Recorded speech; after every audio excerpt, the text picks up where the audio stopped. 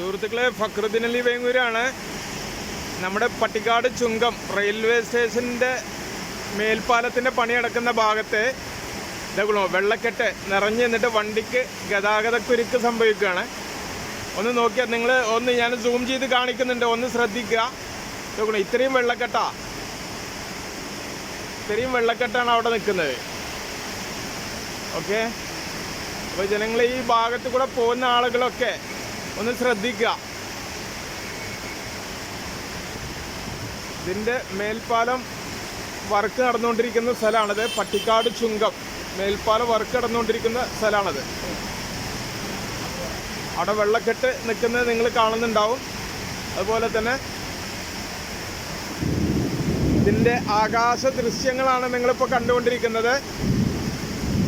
ഇത് നല്ല വെള്ളക്കെട്ടിന് വണ്ടി ഗതാഗതക്കുരുക്കിന് സാധ്യതയുണ്ട്. അപ്പോൾ പോകുന്ന ആളുകളൊക്കെ മാക്സിമം ശ്രദ്ധിക്കുക. ഓട്ടോക്കാർ പ്രത്യേകിച്ച്, ഓട്ടോ, മോട്ടോർ സൈക്കിൾ, സ്കൂട്ടി എന്നീ ആളുകളൊക്കെ പ്രത്യേകം ശ്രദ്ധിക്കുക.